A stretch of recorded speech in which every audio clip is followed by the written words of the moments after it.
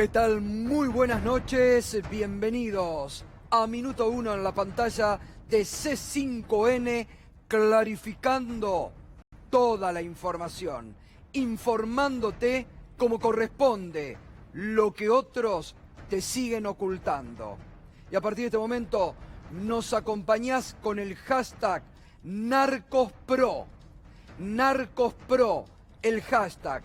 Mire, qué foto de familia, la que veíamos recién, si la podemos poner nuevamente, Qué foto, que más esa foto, dirán más de uno hoy. Barisco, Macri, De Angeli, Barisco, hoy muchos dicen que más esa foto. ¿Por qué? Porque el ex intendente radical de Cambiemos, de Paraná, capital de la provincia de Entre Ríos, durante 4 años, candidato a la reelección este año, aún procesado por narcotráfico, por haber integrado una banda que se dedicaba a la venta y comercialización de droga en la provincia de Entre Ríos, fue candidato de Cambiemos con el apoyo de Macri, con el apoyo del radicalismo, con el apoyo de todo Cambiemos, fue candidato a la reelección este año, derrotado en las urnas porque era insostenible que un pueblo elija a un narco para que siga conduciendo los destinos de una ciudad. Fue condenado hoy a 6 años y 6 meses de prisión, hasta tanto se confirme y quede firme la sentencia. Tiene a partir de este momento prisión domiciliaria con tobillera. Otro relato macrista y de Cambiemos que se cae a pedazos. Otro relato mentiroso. Mire, durante 4 años se llenaron la boca hablando de la lucha contra el narcotráfico, pero sostenían, ni se inmutaron, sostenían a Barisco como intendente de la ciudad capital de la provincia de Entre Ríos. Ni siquiera pidieron un apartamiento. Los defensores de la República mancharon las instituciones de la República defendiendo y sosteniendo a un narco, porque la justicia lo encontró integrante de una red de narcotraficantes. Lo dijeron los fiscales la semana pasada. Inundaron de droga la provincia de Entre Ríos. La ministra Patricia Bullrich, que tanto se jactaba de la lucha, lo sostuvo. Mientras Elisa Carrió denunciaba que la droga pasaba sin control por el río Paraná y mantenían a Barisco como intendente de la ciudad capital. Ese es el relato mentiroso y contradictorio que durante 4 años mantuvo en el poder Cambiemos. Otro relato que se cae. Otro tema que se actualizó en estos días. El viernes veíamos cómo los prepotentes de los tractores y de las camionetas 4x4 último modelo salieron a amenazar y a extorsionar al gobierno con paros y cortes en la ruta. El viernes vimos cómo los únicos que se autoexcluyeron de la amplia convocatoria que hizo el presidente para poner de pie a la Argentina, para negociar la deuda de Cambiemos, mejor, los únicos que se autoexcluyeron fueron la mesa de enlace. Solo les interesa sus bolsillos, sus quintitas, pero a la par que se muestran indignados, siguen manteniendo en sus campos, en pleno siglo XXI, trabajo esclavo, trabajo infantil. Y sería bueno que, lo que te vamos a mostrar enseguida, el RENATRE, que hizo una inspección a 2 estancias en la provincia de Corrientes, 47 personas no registrados laboralmente, 5 con trabajo infantil y, reitero, trabajo esclavo en el campo argentino, mientras protestan después por las retenciones y hacen uso y abuso de la peonada. Mire la nota. En el día de hoy hemos realizado una fiscalización en la localidad de Ituzaingó, provincia de Corrientes, donde su mayor actividad es la recolección de resina.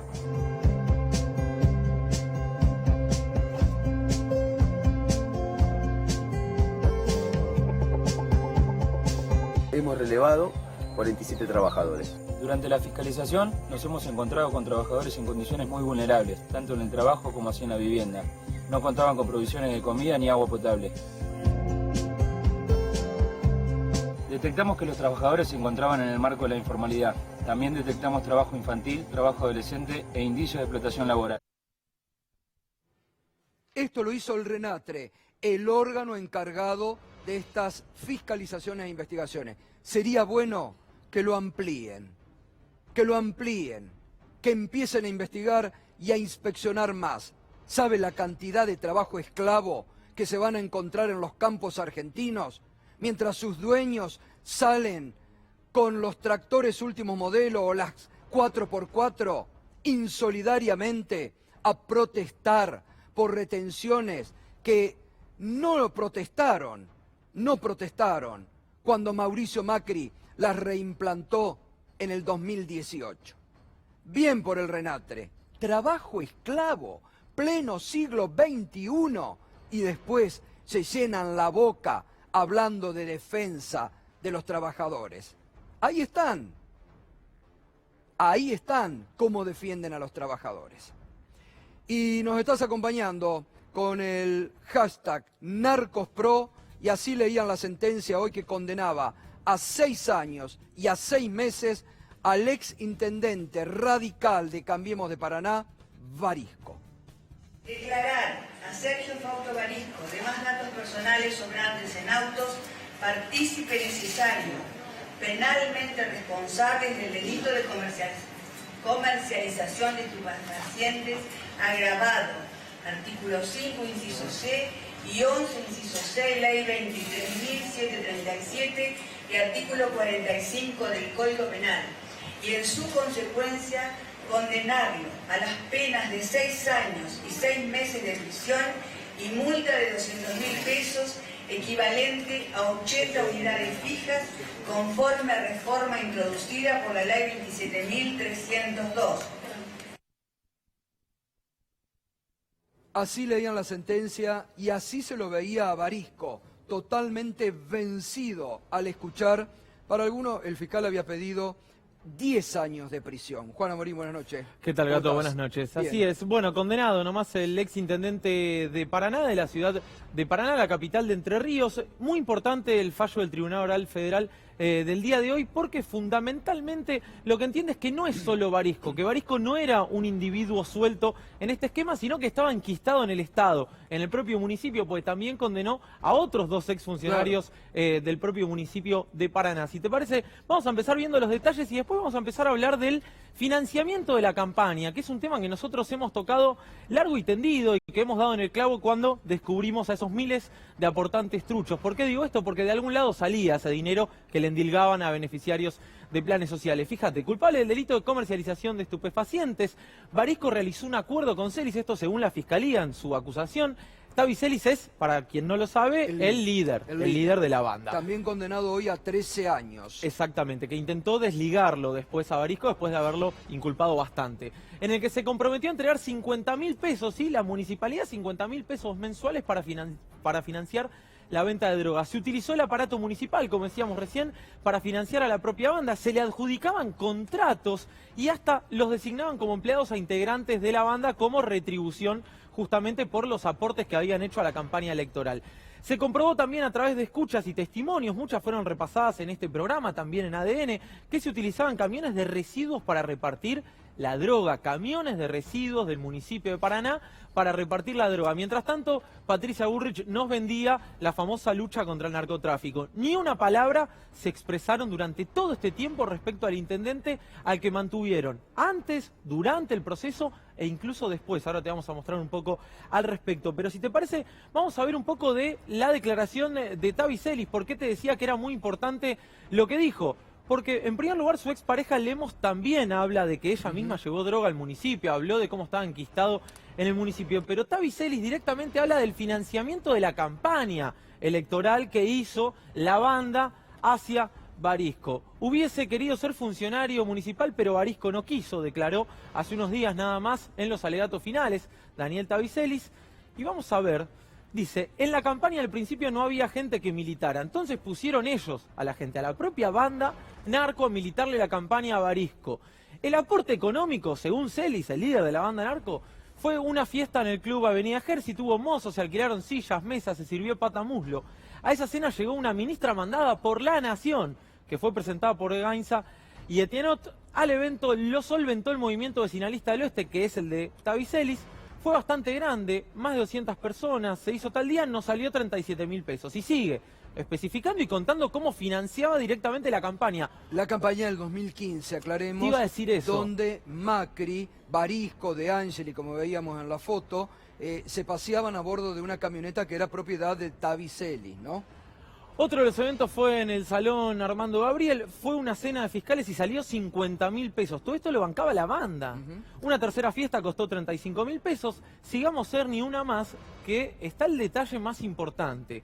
Celis calculó que el movimiento aportó 1.042.000 pesos. 1.042.000 pesos a la campaña de Cambiemos en 2015, como vos decís, Gato, Macri, candidato a presidente.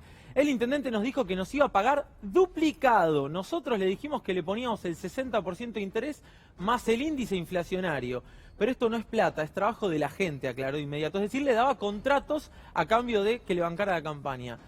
¿Dónde está blanqueado este aporte? ¿A nombre de quién lo pusieron? Bueno, a nombre de los beneficiarios de planes sociales se lo terminaron poniendo. Y vamos a ver un poco de las fotos. Recién veíamos el tema de los autos, de la flota de autos. Bueno, hay unas fotos. Esto es Macri en campaña con Barisco y De Angeli recorriendo la ciudad de Paraná. Hay fotos de la caravana donde Mauricio Macri directamente está arriba de una camioneta. Sí, hoy mirá, está bueno, Salieri de Nick, que en Twitter siempre rescata, esta perlita rescató justo hoy, mirá. Cuando hablamos de la drogadicción, del flagelo de la droga, nos vamos a parar delante de la droga, vamos a meter presos a los que haya que meter presos. Y con Mauricio vamos a tener la oportunidad de que en Paraná haya trabajo para los jóvenes y para todos. Le digo a toda la gente que va a estar en el equipo de gobierno, como las garzas, muchachos, entre el barro, pero limpito, Con Sergio vamos a trabajar juntos para que en Paraná la gente cada día viva mejor. Una Argentina que echa el narcotráfico de este país. Una Argentina que echa el narcotráfico de este país. Y así ratificaron este año Macri y Cambiemos al narco Barisco hoy condenado. Y después hablan de transparencia. Después se llenan la boca y lo sostuvieron durante 4 años y a un candidato de la Unión Cívica Radical y de Cambiemos para Paraná. Una vergüenza. Viste que acá está Macri en una camioneta Claro. blanca. ¿De quién era esta camioneta? Lo aclaró un funcionario de apellido Silva en el juicio oral de la banda de Tavi Celis. Claro. Es decir, aportaba incluso los vehículos para que se trasladaran en la caravana. Esta camioneta era del narcotráfico. Ahí está Mauricio Macri, Sergio Barisco, Alfredo De Angeli. Ni una palabra dijeron en todo este tiempo y siguen sin decir nada. Condenado a 6 años y medio de prisión por narcotráfico. Vamos a ver qué pasó 4 años después, porque vos me dirás, bueno, no sabía acá Macri que Barisco estaba acusado de narcotráfico, no sabía que estaban financiados por el narcotráfico, no tenía idea que la municipalidad pasaba droga y que incluso ponía los camiones recolectores de residuos a disposición de la banda narco. ¿Qué pasó este año? ¿Quién fue el candidato de Cambiemos en la ciudad de Paraná? Sergio Barisco. Acá está. La boleta de Sergio Fausto Barisco. Y te digo algo más. La mitad del consejo, es decir, de los concejales del Consejo Deliberante de Barisco son del PRO. O sea, no hay vuelta que darle en esto.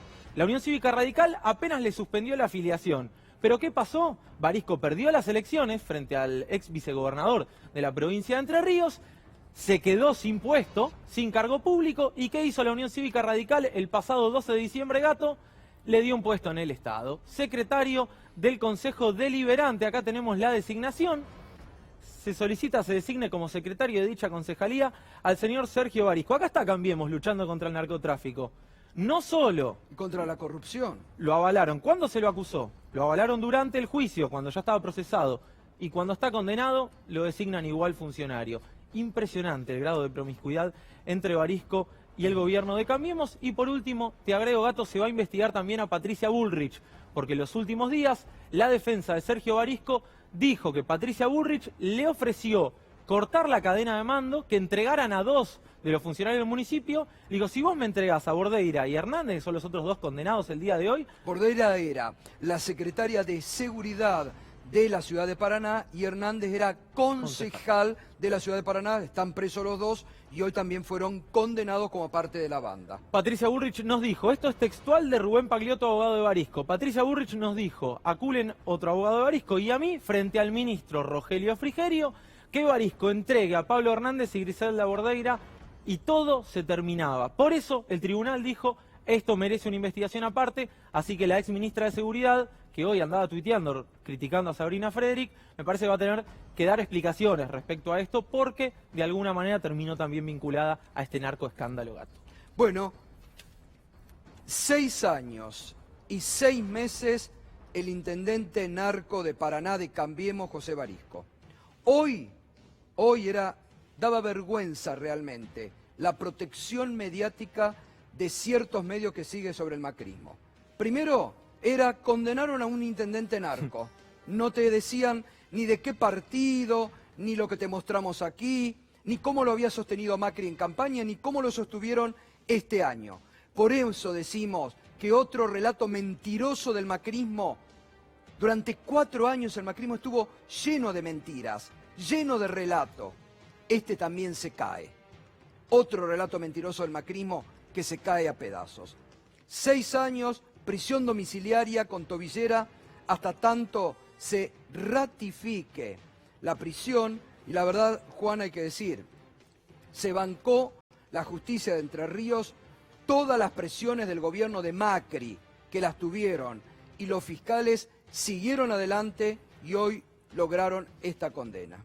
Mirá si no habrá estado protegido Barisco, que fue candidato este año. Este año. ¿Y por qué? Sí. Bueno, porque también Barisco debe tener lo suyo guardado respecto al financiamiento de la campaña. Sí, porque esto habría que ver si se sigue investigando más arriba hasta donde llega, ¿no? Bueno, por lo pronto la financiación de la campaña seguro. Bueno, gracias, Juan. A vos, Gato. Continuamos. Enseguidita ya están nuestros estudios el jefe de gabinete de Axel Kicillof de la provincia de Buenos Aires, Carlos Bianco. Con él vamos a hablar todo sobre lo que algunos medios en forma maliciosa han tildado el impuestazo de Kicillof. Y así te lo vendieron. Enseguidita estamos con Carlos Bianco. Antes, Fernando Alonso. Buenas noches, Fernando. Para aquellos que están endeudados con los créditos UBA, una buena noticia, ¿no? ¿Qué tal, Gustavo? Buenas noches. El Banco Central acaba de informar que va a prorrogar por el mes de enero este congelamiento de la cuota de los créditos UBA que rige desde agosto pasado. Recordá que después de la derrota electoral en Las PASO, el gobierno, como una medida populista, congeló el crédito, las cuotas de los créditos y dejó todo para el próximo gobierno. Bueno, ahora se hace cargo la administración de Alberto Fernández. El Banco Central informó que durante enero sigue el congelamiento de la cuota y que se va a crear una comisión para analizar cómo se reestructura estos créditos, anticipa sobre la base del esfuerzo compartido entre acreedores y deudores. Prometen encontrar una solución a lo largo de este mes. Mientras se discute esa solución, los deudores de créditos hipotecarios actualizados por UBA van a seguir pagando, igual que en agosto pasado, la misma cuota, Gustavo. ¿Qué pasó con YPF y el aumento que no fue, que tuvo que intervenir el presidente Alberto Fernández para desautorizar un aumento que había anunciado ayer entre bambalinas y que realmente uno se sorprendía, porque decimos, el gobierno ha congelado para reordenar y justo YPF daba un aumento de nafta. ¿Qué pasó, Fernando? A ver, Gustavo, uno esperaba que haya aumento de los combustibles porque parecía que era parte de la estructura que estaba armando el gobierno para lograr los nuevos precios relativos, que era como un paso necesario para entrar al acuerdo de precios y salarios. Pero lo que pasó ayer fue que el presidente de la petrolera más grande del país, Guillermo Nielsen, anunció en forma extemporánea, en forma no orgánica, un incremento de los combustibles de 5%. Cuando uno llamaba a la petrolera y buscaba por los canales institucionales confirmar este aumento, nadie lo sabía. Ibas a la parte política del gobierno a confirmar el aumento, te decía, lo escuchamos pero no lo sabemos. Cuando hablabas con el presidente de la petrolera, claramente lo confirmaba. Esa decisión de no respetar la estructura orgánica de la empresa, de no hablarlo con el gobierno, de no estar en coordinación con el equipo económico, hizo que el presidente Alberto Fernández tomara finalmente la decisión de suspender el incremento de los combustibles. Pero es algo que en algún momento se va a tener que dar, porque recordemos, YPF, la mayoría de las acciones están en manos del Estado. Pero aumentó 60% la nafta el año pasado, este año. 60% aumentó la nafta. ¿Más van a seguir aumentando? Paren un poco. Yo no nos vamos a poner a discutir la estructura de costo de YPF. Es probable que ya esté compensado con el aumento de las retenciones, que los números ya cierren. La verdad que no sé. El tema es que YPF es una empresa que cotiza en la Bolsa de Nueva York y cotiza en la Bolsa de Buenos Aires. Por lo tanto, tiene una responsabilidad frente a los accionistas muy fuerte y no puede responder, supuestamente, a decisiones políticas si no están orgánicamente expresada. Por lo tanto, lo que cometió ayer Nielsen fue un error gravísimo porque expone a la petrolera a la represalia, por ejemplo, de accionistas que ahora dicen, ¿cómo? Vos me prometiste un aumento y te lo frenaron la parte política. ¿Quién gobierna a YPF? ¿Los accionistas o el Estado argentino? Una discusión muy grave que se va a dar. Por eso es muy probable que... ¿El Estado cuánto tiene? Tiene 51%, bueno, pero el Estado también tiene que defender el valor de la empresa. Como accionista, tiene que defender el valor del... ¿El Estado también tiene que regular? Por supuesto, por supuesto. Eso es lo que se le exige, que sean claros cómo es el canal de comunicación entre la empresa y el gobierno. Algo que ayer, lamentablemente, no sucedió. Me parece que ayer Nielsen se cortó solo. Esa es la sensación. Este es el problema. Nielsen se cortó solo y primer cortocircuito entre Nielsen y el presidente Alberto Fernández, que tuvo que salir y dar marcha atrás con algo que realmente no cerraba por ningún lado. Exactamente, esa es la sensación. Bien, la sensación es que no obró bien como presidente de la empresa. Y hablando de congelamientos, congelados los peajes en la provincia de Buenos Aires, hoy lo anunció el gobernador Axel Kicillof. Y en todos los corredores nacionales, Gustavo. ¿También? También lo dispuso el presidente Alberto Fernández con no autorizar a trasladar el incremento que había dejado pendiente la administración de Mauricio Macri. Así que no va a haber aumento de peajes, por lo menos en el verano. Bueno, Irina Hauser, finalmente el juez federal Alejo Ramos Padilla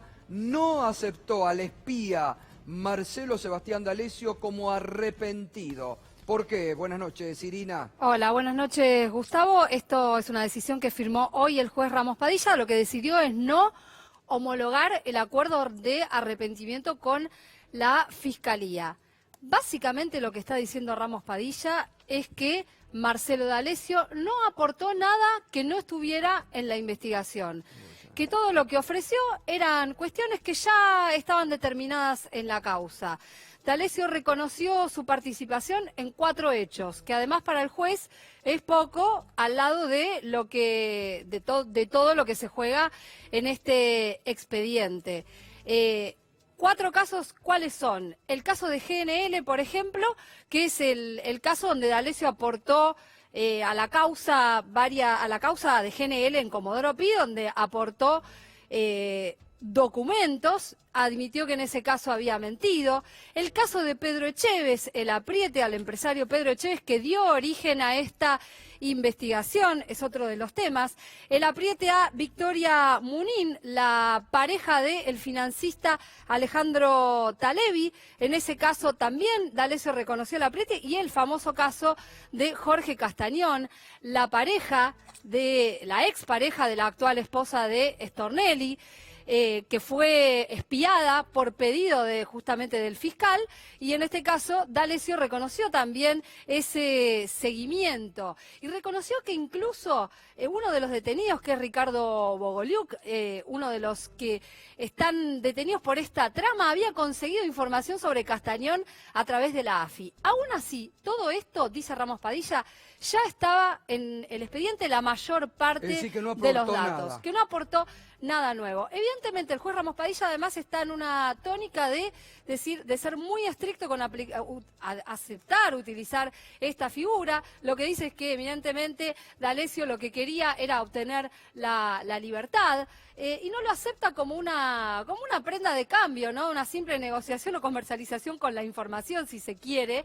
Que en este caso, bueno, D'Alessio, como podrían ser otros imputados, aspiran a tener para mejorar su situación procesal y para recuperar la libertad. No está avalando esa aplicación de la figura del arrepentido, está diciendo que se ocupe la justicia de investigar. En este caso tenemos datos suficientes. Así que bueno, ahora se esperan próximas etapas en la causa, a ver hasta que llegue a juicio oral. Muy bien, y una línea, porque la jueza Servini de Cubría hoy dictó el sobreseimiento para Máximo Kirchner, Guado de Pedro y el Cuervo Larroque. Y atención, lo que dice la jueza Servini de Cubría. La resolución de la jueza es muy importante. Esta es una causa derivada de la causa de los cuadernos, donde se había investigado, como bien decías, a Máximo Kirchner, al Cuervo Larroque, también a Otavis, entre otras personas, ¿no? Todos quedaron sobreseídos por orden de la jueza Servini. ¿Por qué? Primero porque el fiscal Dilelo en su momento dijo que no había que impulsar la investigación. ¿Por qué razón? Acá se suponía que estos dirigentes habían utilizado dinero del que se juega la causa esta de la obra pública para actividades de la política. Ese era el centro de la acusación. Servini está respaldando un dictamen de Dilelo, donde Dilelo señalaba todas las irregularidades desde el nacimiento de la causa Cuadernos, la forma de tomarle declaración a los arrepentidos. La acusación contra estas personas se había estructurado sobre la declaración de José López. Y decía Dilelo, a José López, igual que a los otros arrepentidos, no se los grabó, no se los filmó, no hubo registro de qué manera declararon, o sea que quedaba abierta la posibilidad de que hubieran declarado bajo presión. Cuestionó además Dilelo en su momento todo el desarrollo de la investigación, también el hecho de que se hubiera tomado como eje de la causa la declaración de Centeno basada en fotocopias, y dijo, no importa si aparecieron en los cuadernos, porque la causa se estructuró en base a esa declaración de Oscar Centeno. Servini está dando crédito a ese dictamen tan importante de Dilelo, por eso está dictando estos sobreseimientos. Será un antecedente muy importante cuando esto llegue a juicio oral, que ya está encaminado. Además, hoy fue elevada otra parte de la causa. Gracias, Irina. Y ya nos metemos con uno de los temas de estos últimos días. En la provincia de Buenos Aires, ley de emergencia, como todos los años, revalúo inmobiliario urbano y rural, pero Juntos por el Cambio se opone. Carlos Bianco, buenas noches, Carlos, gracias por venir. ¿Qué tal, Gustavo? ¿Cómo estás? Bueno, ¿y qué es lo que ha pasado? ¿Por qué creen que no dieron quórum Juntos por el Cambio? Mira, todavía no terminamos de entender bien qué pasó, porque las conversaciones, las negociaciones venían razonablemente encaminadas. Se había instalado que esto se trataba de un impuestazo. Nosotros salimos a explicar que para nada era un impuestazo. Digamos, un impuestazo hubiese sido si se incrementaría sustantivamente la recaudación a partir de la aplicación del impuesto. Lo único que hicimos fue actualizar en promedio el valor de la inflación en el impuesto inmobiliario, pero además le sumamos a eso algo de lo que estamos absolutamente convencidos y que creemos que es justo y razonable, un criterio de progresividad y de segmentación.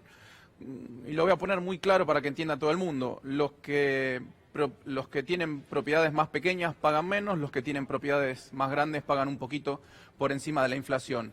En tanto y en cuanto no se atengan a pagar en la primera cuota, que tiene un descuento del 20%. Si es así, los que más tienen, los que mayores propiedades tienen, pagarían solamente el nivel de inflación. O sea que descartado que sea un impuestazo. Nosotros lo explicamos, nos juntamos varias veces con referentes del bloque de Juntos por el Cambio, del PRO, radicales, de la coalición cívica, les explicamos una y otra vez, se mostraron en su momento de acuerdo, estuvieron de acuerdo con inclusive estuvieron de acuerdo en un principio con el criterio de progresividad, trabajamos explicándole a los diputados y senadores, junto con el ministro de Hacienda y Finanzas y con el director de la Agencia de Recaudación de la Provincia de Buenos Aires, no nos hicieron grandes consultas ni objeciones. Y terminó la negociación ese día jueves 26 a la noche con unas propuestas de ellos que nosotros nos comprometimos a evaluar muy temprano el viernes por la mañana.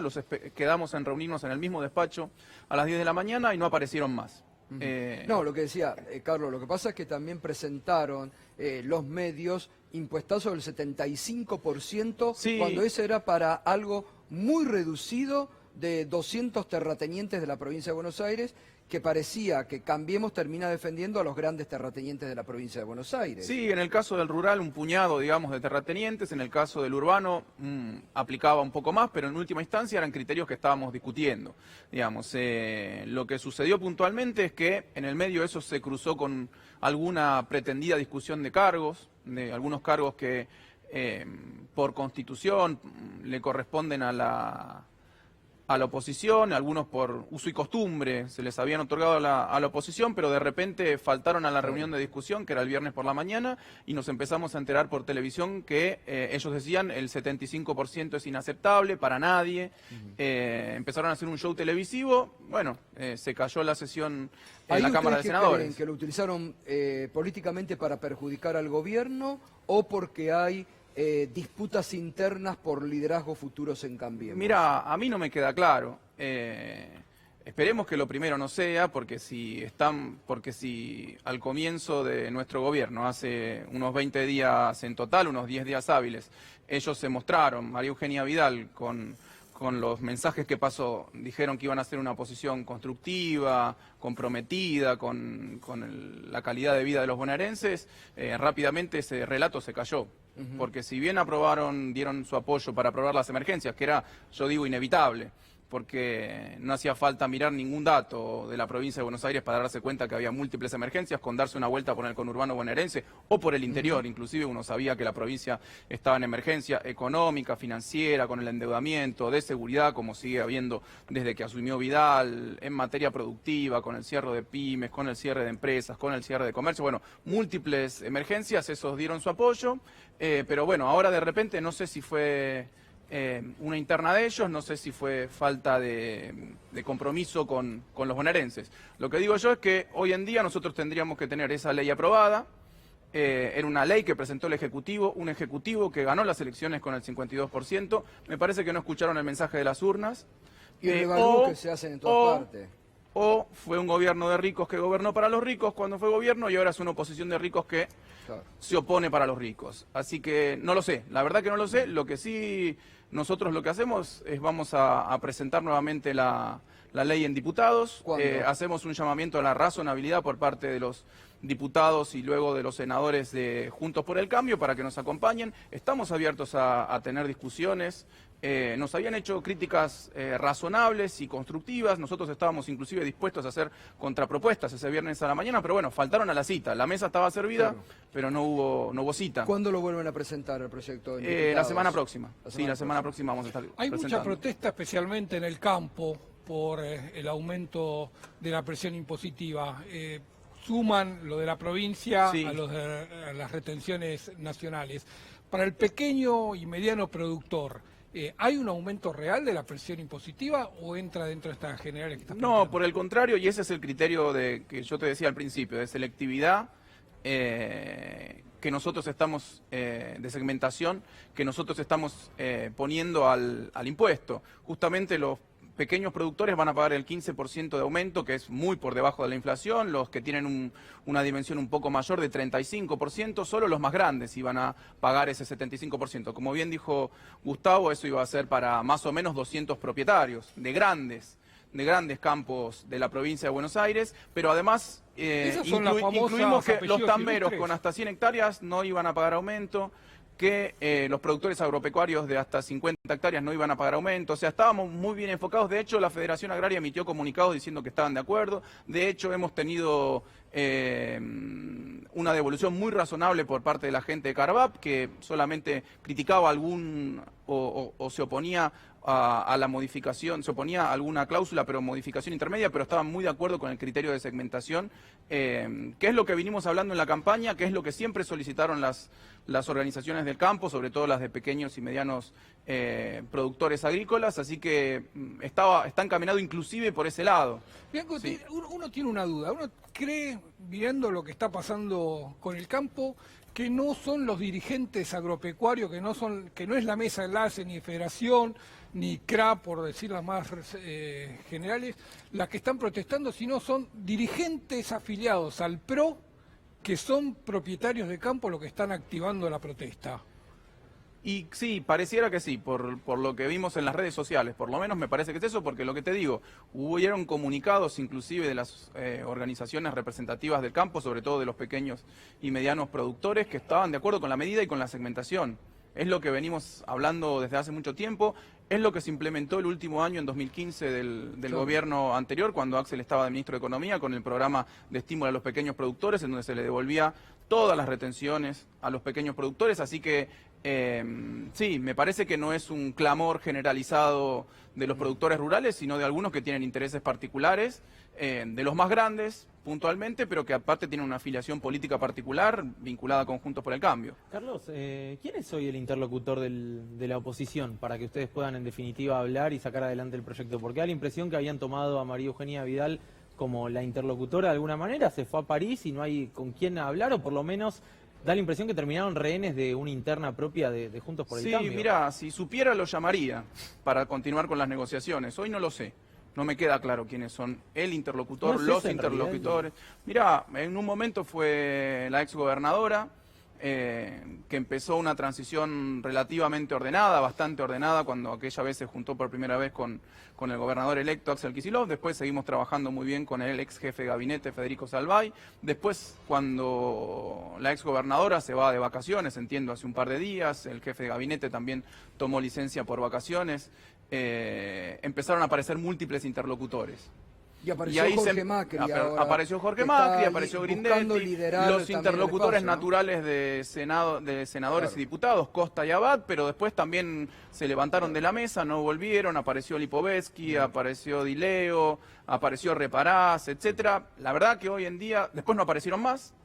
Así que hoy en día estamos viendo, bueno, nosotros vamos a utilizar los mecanismos democráticos e institucionales, lo vamos a ingresar por la Cámara de Diputados para tratarlo, sí. La semana que viene. Sí. Bueno, Carlos, y congelado los peajes también hoy. Sí, una medida muy necesaria. Digamos, nosotros hace 10 días aprobamos las emergencias para la provincia de Buenos Aires, es un distrito, una provincia que es probablemente la más castigada por las políticas macroeconómicas del gobierno anterior y por la desidia de la exgobernadora Vidal, así que ¿y pueden pagar sueldos? Que no era conveniente. ¿Pueden pagar aguinaldo? ¿Pueden pagar sueldos? ¿Cómo llegan ahora a fin de año? Se han pagado los aguinaldos, se van a pagar los sueldos.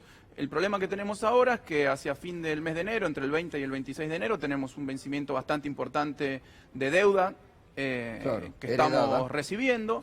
Y ahí tenemos una parte importante es en dólares, y hoy en día tenemos un problema que es que no tenemos los dólares, pero tampoco tenemos los pesos para hacer frente a ese pago. Estamos trabajando para solucionarlo. Lo que digo yo es que si no nos aumentan, si no nos aprueban la actualización de los valores de los impuestos que hemos presentado del impuesto inmobiliario, va a ser muy complicado tener los ingresos para hacer frente a esos vencimientos de la deuda, los de enero y los que siguen. Tenemos este año 200.000 millones de pesos de vencimientos, o sea que la situación no está cómoda ni mucho menos. No nos la han dejado cómoda ni mucho menos, pero tampoco nos están ayudando. Nos endeudaron y ahora no nos dejan que que paguemos la deuda. Totalmente. Gracias, Sí. Carlos. Por Gracias. nada. Vamos a seguir con este tema, después también vamos a debatirlo a partir de las 21.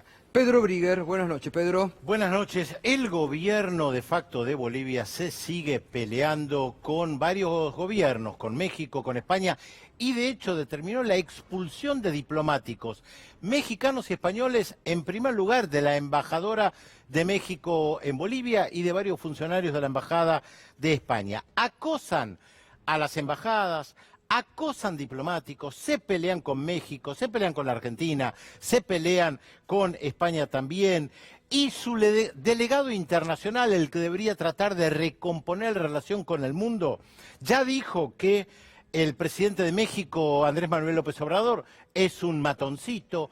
Ahora dijo que España manda rambitos para sacar a gente de la residencia de la embajadora de México en La Paz, que mandó encapuchados para sacar delincuentes, narcotraficantes, plata de Bolivia para el gobierno de España que hoy se acaba de formar. Todo esto está planteando el gobierno de facto, pero para quienes dudaban de que en Bolivia efectivamente se concretó un golpe de Estado, una de las figuras que apareció este año se llama Camacho. Escuchemos lo que él dice, un fragmento de lo que él dice para comprobar efectivamente que ahí se estuvo orquestando un golpe de Estado. Y la historia fue tan hermosa en el transcurso de todo que fue mi padre que cerró con los militares para que no salgan. Fue por esa razón que la persona que fue justamente a hablar con ellos y coordinar todo fue Fernando López, el actual ministro de Defensa, y fue por eso que él está de ministro de Defensa para cumplirle los compromisos. La policía de la misma manera fue mi padre. Cuando pudimos consolidar que ambos no iban a salir, fue que le dimos las 48 horas. Le dimos las 48 horas porque sabíamos que ya podía Santa Cruz trasladarse a La Paz, ¿no? Era ahí el problema. Bueno, esto es un fragmento nada más de lo que decía este personaje que apareció este año con la Biblia pidiendo la renuncia del presidente Evo Morales. ¿Perdón? No quedaron dudas. Si alguien tenía dudas del golpe de Estado, Camacho, como en primera persona, contó lo que su padre y él hicieron con la Fuerza Armada y la policía, ¿no?, para derrocar a Evo Morales. Y además en los días posteriores a las elecciones persiguieron a funcionarios del partido de gobierno. Esto lo hemos mostrado, cómo arrastraron incluso a una electa alcalde por las calles. Es realmente muy impresionante lo de Bolivia y también impresiona el silencio de muchos países que miran para otro lado, mientras hay un gobierno de facto que recordemos que dijo que en 3 meses iban a darse elecciones. Bueno, parece que la fecha ahora es para dentro de 8 meses. Y ayer hubo una reunión de Evo Morales con varios miembros de su partido acá en Buenos Aires para avanzar en la definición de candidaturas, a pesar de que están persiguiendo al MAS, a pesar de que lo quieren proscribir. El Grupo de Puebla sacó un comunicado criticando al gobierno de Bolivia porque quiere proscribir al partido de Evo Morales, como se hizo en Ecuador con el partido de Rafael Correa. A pesar de todo eso, Evo Morales está planteando que se van a presentar a las elecciones, que van a presentar candidaturas, que van a dar la batalla porque están convencidos de que estas elecciones las pueden ganar. Muy bien, gracias Pedro, hasta luego. Hoy se relanzó un programa muy importante porque la verdad que las escuelas también tienen que tener un ámbito, y los chicos que concurren, un hábito de lectura. Esto se venía realizando hasta el 2015, cuando llegó Cambiemos, eliminó, entre otras cosas, además de la paritaria nacional docente, eliminó los programas de lectura que se entregaban libros gratis. Es más, el año pasado vimos una triste imagen cómo tiraban libros en los contenedores del Ministerio de Educación, el gobierno de Macri, ¿no? Bueno, hoy volvió este programa y por eso nos acompaña el ministro de Educación, Nicolás Trota. ¿Qué tal, ministro? Buenas noches. ¿Cómo estás, Gustavo? Bien, bueno, qué bueno que vuelva esto, ¿no?, a las escuelas y a las aulas. No, y con la presencia del presidente Alberto Fernández le da mucha centralidad a un plan nacional de lecturas, porque no solo es los libros del presente, sino también lo multiplataforma. ¿Cómo logramos que la lectura vuelva a ser un derecho que esté al alcance de nuestros niños, niñas, adolescentes y de las familias en generales? Por el enorme impacto que la lectura tiene no solo en la escuela, sino también en toda la expectativa de crecimiento de la familia argentina. Por un lado, el hecho de generar espacios de lectura recreativa. Nuevamente, en las escuelas, que los maestros, las maestras y sus alumnos puedan leer todos los días, a la mañana o a la tarde, y que el Estado asuma la responsabilidad de la distribución de libros conjuntamente con las provincias y que esos libros puedan llegar a nuestros niños, a nuestras niñas, remarcando también que en los sectores más vulnerables el 70% de los niños y las niñas no tienen libros en sus hogares. Entonces ahí hay que dar el libro, pero también generar una conciencia colectiva en nuestra sociedad del impacto que la lectura va a tener también en mejorar el desempeño en las escuelas. Incentivar las bibliotecas también. Por supuesto. Muchas escuelas no tienen bibliotecas, escuelas rurales, ¿no? Que muchas veces hemos colaborado nosotros para que tengan su biblioteca, digo, es importante. El trabajo, lo hablábamos hoy con el ministro de Cultura, con Tristán Bauer, el trabajo de las bibliotecas populares, Exacto. de la CONAVIP, la distribución de libros en la Argentina, cómo también usamos lo multiplataforma, porque un niño que descubre la lectura no lo hace por sí mismo, tiene que tener el incentivo de sus padres, de sus abuelos, de la escuela, y es eso lo que queremos poner en el centro de la escena, porque eso también va a permitir mejorar lo que nos preocupa a todos, que nuestra escuela vuelva a ser ese espacio de ruptura de desigualdades. Total, ¿esto se va a poner en marcha ahora a partir de este periodo lectivo, de este año? Efectivamente, hemos constituido no solo el plan, sino también un consejo integrado por escritoras, escritores, por sus cámaras, por maestros, maestras, rectores de universidades, para definir los títulos. Eso iba a preguntar, ¿cuál va a ser Bueno, digamos, el registro que se va a tener en cuenta para títulos, autores? Bueno, va a ser obviamente la literatura universal, con una mirada puesta también en la Argentina, en lo latinoamericano, y queremos que lo defina de manera plural y democrática este colectivo de referencias que queremos convocar, y después algunas herramientas que para nosotros son fundamentales. Por un lado, 180 textos para 180 días de clases, ¿no? Que son textos breves que cada día queremos que se recupere ese hábito de lectura recreativa y poder comprometer a toda la sociedad. Por eso para nosotros fue muy importante la presencia de tantos escritores y escritoras, de las principales editoriales de la Argentina, de muchos ministros de educación de las distintas provincias, del sector trabajador gráfico, ¿no? Estaba el secretario general del sindicato que nos contaba... Una industria alicaída como está la industria del libro en nuestro país. También esto es una ayuda para la industria del libro. Es una ayuda no solo los libros que va a comprar el Ministerio de Educación, sino el hecho que tenga centralidad recuperar la lectura, y eso va a repercutir positivamente, es que los libros tengan mucha más presencia y la magia de la lectura, ¿no? La magia de la literatura, de la poesía, de los cuentos, es lo que queremos que se redescubra. Lo conversaba los otros días con Jaime Echeverry, ¿no? En parte, volver a las raíces, no volver a la lectura en nuestra escuela, volver a la lectura en nuestras familias, y eso es parte del compromiso que asumió el presidente. Sacar un poco del celular y volver al libro. Volver al libro, ¿no? Pero también, Gustavo, que la lectura esté en las nuevas plataformas, porque tenemos que generar que los chicos tengan ese interés, también para que va de la mano la comprensión de texto. Hay preocupación que por momentos las evaluaciones no están dando la respuesta que además nosotros los chicos esperamos. no aprenden. Cuando llegan a la universidad no saben estudiar, porque no comprenden texto, porque no tienen lectura, no tienen vocabulario. Bueno, y eso golpea mucho más en aquellos sectores más populares que no tienen ese capital, ¿no? Para poder tener los libros en sus hogares. ¿Y el tema de computadoras, los van a empezar nuevamente con el plan Conectar Igualdad? Para nosotros libros y computadoras son un ejercicio básico de ciudadanía, y ahí tiene que estar el Estado, ¿no? Las computadoras que también sirvan para algo que tiene que estar en la currícula y queremos seguir avanzando, que se vincula a la programación, ¿no? Que también ayuda a la construcción de un pensamiento tan importante en las nuevas generaciones y prepararlos para este mundo del trabajo tan cambiante, y nosotros creemos que hay que volver a experiencias como fue Conectar Igualdad en la realidad actual que estamos, que son las netbooks muy importantes, pero también otras plataformas y otras herramientas tecnológicas sustantivas, y ahí hay que asumir el compromiso de garantizar ese derecho a todos nuestros niños. ¿Tienen resuelto ya la convocatoria de la Paritaria Nacional Docente?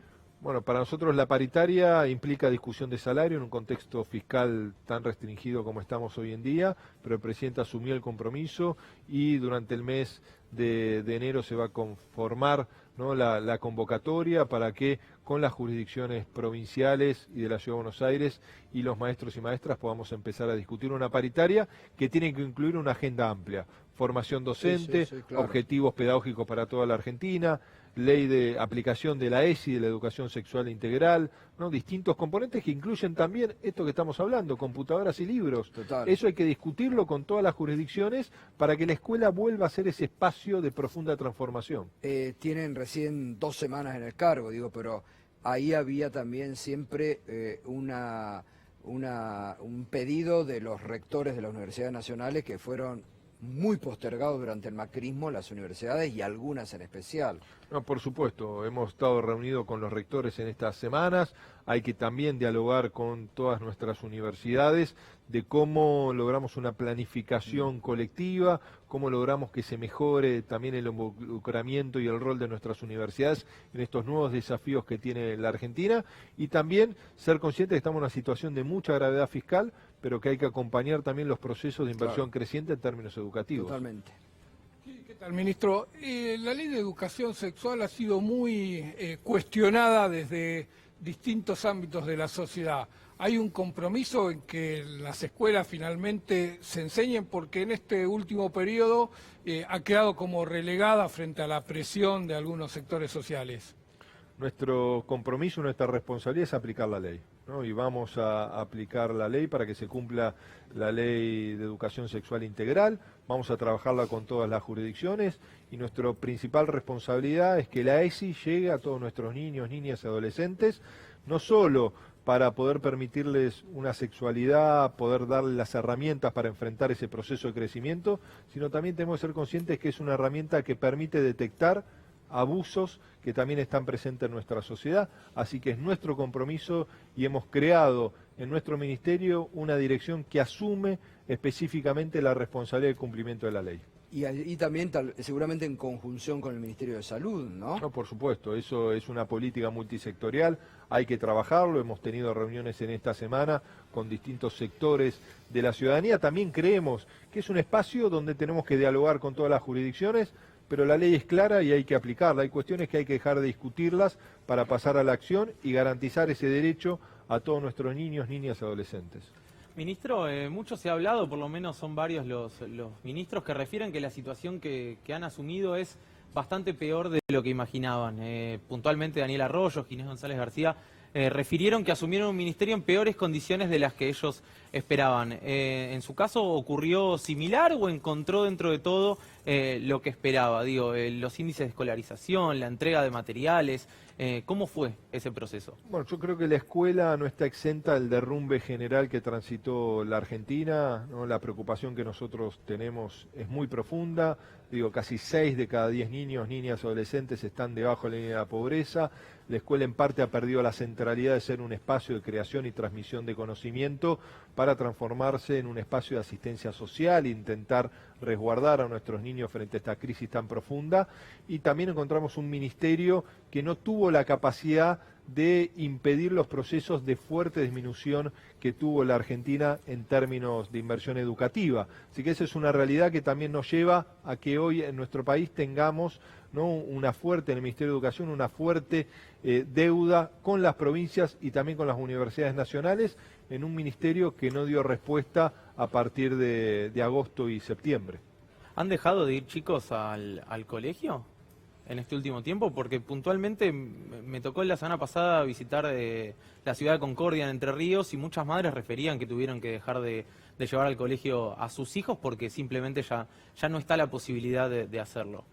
No, lamentablemente uno observa cómo la escuela y cómo nuestra sociedad ha sufrido en carne propia esta crisis social y mucho más en una jurisdicción como vos mencionás, que es Concordia, una de las jurisdicciones que más ha sufrido, ¿no?, esta debacle económica y social que transita la Argentina. Nosotros estamos acompañando el plan de lucha contra el hambre que impulsa el ministro Daniel Arroyo. Creemos que en este receso la escuela tiene que cumplir un rol central y lo estamos trabajando conjuntamente con cada una de las jurisdicciones provinciales. Pedro. Sí, ¿cuáles son los ejes centrales del tema educativo pensando en las universidades públicas, especialmente que la provincia de Buenos Aires ha determinado que hay que revitalizar las universidades públicas? Bueno, nosotros ahí tenemos que transitar un proceso que nos permita, por un lado, que el perfil de los egresados refleje el fuerte proceso de democratización de acceso que tiene la universidad, para que el desgranamiento que se produce a lo largo de la trayectoria universitaria no golpee con tanta fuerza a muchos jóvenes y trabajadores que son los primeros en sus familias en acceder a la educación universitaria. Y después rescatar el enorme impacto que estas universidades están teniendo en sus propias comunidades. Y con carreras muy novedosas, incluso carreras nuevas que no están en la Universidad Nacional de Buenos Aires. No, cuando uno recorre Hurlingham, ve esa universidad, Moreno, José C. Paz, digo, el impacto que están teniendo es extraordinario y va a permitir reconfigurar de cara al futuro esas propias sociedades. Y además uno lo observa en estas universidades donde más del 90% de sus estudiantes son los primeros en acceder a la educación universitaria. Por eso creo que todos celebramos las universidades nacionales, tenemos un sistema universitario que nos debe llenar de orgullo, más allá que debemos seguir trabajando para que se pueda comprometer cada día más con la realidad de nuestro país. Y han dado muchos funcionarios para el actual gobierno, en la provincia y también a nivel nacional, no, por estas supuesto, universidades. Por supuesto, sí, Así son que eso es universidades importante. que creo que son un ejemplo, ¿no? Y que todos tenemos que estar muy orgullosos de lo que han sido estos años de vida de las universidades. Irina. ¿Prevén problemas para el inicio de clases, que es un clásico de todos los años, y cómo están encarando el diálogo con los gremios si es que ya están caminados? No, nosotros creemos que van a ser meses de mucho diálogo, de mucha discusión positiva, pero que las organizaciones sindicales comparten la mirada que tiene el gobierno de la necesidad que se produzca un acuerdo que permita que el 2 de marzo, que es el día donde la mayoría de las jurisdicciones empiezan las clases, todos nuestros alumnos estén en las aulas y también estén nuestros profesores, y no tenemos dudas que va a haber instancias de encuentro para que así sea, que haya un diálogo también con todas las jurisdicciones provinciales y la Ciudad de Buenos Aires para que empiecen las clases en Bueno, marzo. es muy alentador ya el anuncio de que vuelve la paritaria nacional docente, porque eso, como fue concebido, posibilita que las provincias que tienen menos recursos puedan equiparar, y si hay algún problema, como hubo estos años, ¿no? En Chubut, Santa Cruz, que estaban muy atrasadas, que puedan equipararse, ¿no? No, por supuesto, y para nosotros la paritaria nacional docente cumple un rol central que es garantizar el acceso a una educación de calidad y transformadora a todos los argentinos. Uno no puede tener determinado acceso a una educación según el lugar donde nazca. Obvio. Y eso demanda federalizar las políticas educativas, y la paritaria es un primer paso en ese sentido, trazando objetivos comunes y, como ha planteado el presidente, debemos transitar una mirada que permita recuperar la escuela como ese espacio de ruptura de las profundas desigualdades que hoy no estamos logrando que rompa. Entonces, a la escuela le pedimos mucho, hay que darle mucho más. ¿Qué hay que darle? Hay que darle profundos consensos y también hay que darle procesos de inversión, porque seamos conscientes que en estos 4 años que se han terminado, se han incumplido leyes que habían sido sancionadas con profundo consenso, como la Ley de Financiamiento Educativo. Digo, estos 4 años ha descendido la inversión en educación de un Producto Bruto Interno que se ha reducido. Y eso también es responsabilidad de un Ministerio de Educación que no tuvo el coraje de detener esos procesos de desinversión que afectan a la educación, no solo en el corto, sino también en el largo plazo. Ha sido históricamente muy difícil para la cartera de educación compatibilizar los reclamos docentes con la calidad educativa. ¿Crees que llega una etapa donde van a poder dar respuesta a las dos demandas de la sociedad, porque tenés la demanda salarial y tenés la demanda educativa, donde Argentina en los últimos años ha perdido terreno frente a toda la región, ¿no? Yo no sé si ha perdido terreno, lo que sí creo es que no hay contradicción entre discutir buenos salarios y una educación de calidad. Digo, una cosa va de la mano de la otra.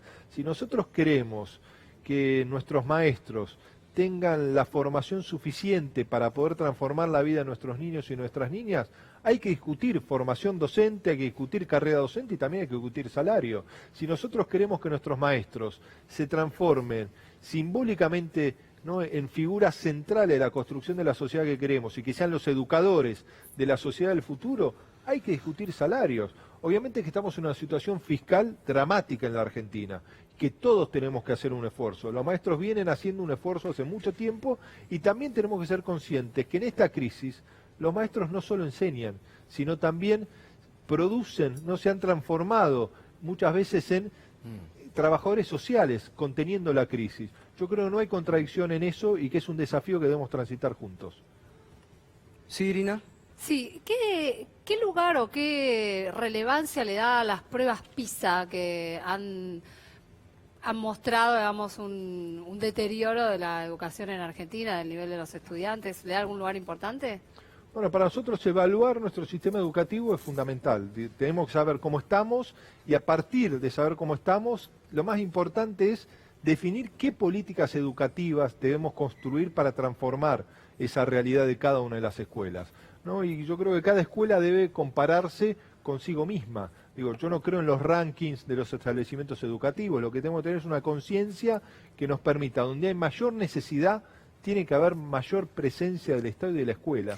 Y para eso sirven en parte estas instancias de evaluación, más allá que uno tiene una mirada crítica a veces de lo que puede ser PISA, estas instancias de evaluación estandarizadas, que no se vinculan mucho a la realidad de nuestro continente, nuestro país. Ahora, también tenemos que ser conscientes de que cómo esperábamos que nos vaya en PISA cuando la Argentina se ha derrumbado, claro, cuando se han detenido los procesos de construcción de consenso, de inversión educativa. Cuando había un gobierno que atacaba a los docentes, que ponía a los maestros y a los gremios docentes como enemigos y le hacían las peores campañas, ¿no? Cuando nos comparamos con los principales países desarrollados del mundo, que vienen sosteniendo procesos de consenso y de inversión durante largas décadas. Entonces, si nosotros queremos que nos vaya mejor en estas evaluaciones, si nosotros queremos que nuestra escuela pueda dar respuesta a la necesidad de la sociedad, le tenemos que dar mucho más a la escuela. Y a nuestras palabras las tenemos que acompañar de inversión educativa, cosa que se perdió y se incumplió la ley en estos últimos años. Bueno, ya lo dijo Macri, ¿no? Los que caían en la escuela pública, según él. Ya con eso, con un concepto de un presidente que dice, pobres los que caen en la escuela pública, ¿qué educación pública nos iba a dar un gobierno que lo menos que quería era educación pública? Vos lo dijiste, Gustavo, cuando confrontaban con los maestros, sí, una vergüenza. Nosotros también tenemos que saber que cualquier modificación, cualquier transformación, cualquier consenso que construyamos, ingresa al aula de la mano de los maestros. Obvio. Y esto implica mucho diálogo, para discutir salario, pero también para construir consenso, para debatir sobre la formación de nuestros maestros, sobre la nueva currícula, los nuevos contenidos que la escuela necesita, y son procesos de largo aliento. Lo que hagamos nosotros hoy va a moldear la sociedad de los próximos 30 años. Y no esperemos resultados mágicos, que eso también tiene una responsabilidad por parte de los medios de comunicación, que a veces la escuela, ¿cuándo nos interesa? Cuando hay un conflicto que no empiezan las clases, cuando hay alguna tragedia que nos conmueve a todos, pero la realidad es que nosotros tenemos que ser conscientes... O para darle de comer a los chicos. Bueno, nosotros tenemos que lograr que haya una épica educativa, que la educación esté a flor de piel de manera constante, para que también todos veamos la importancia y la trascendencia de la educación como herramienta de transformación social. Bueno, gracias, ministro. Qué bueno, casi 20 minutos hablando de educación, ¿eh? Muchas gracias a vos, Gustavo. No, por favor. Muchas gracias y éxito. Y bueno, este programa de lectura que vuelve realmente interesantísimo. Volvamos ¿no? a leer, que es un derecho y que no todos han tenido la suerte que nuestros padres, nuestros abuelos, algún que otro maestro nos haya abierto al mundo de la lectura. Tenemos que recuperarlo. Gracias, gracias a vos. El ministro de Educación pasó, nos vamos a la pausa. Enseguidita, Juana Morín estuvo en Concordia, la ciudad más pobre de la Argentina, recorriendo los barrios. El testimonio enseguidita, tras la pausa.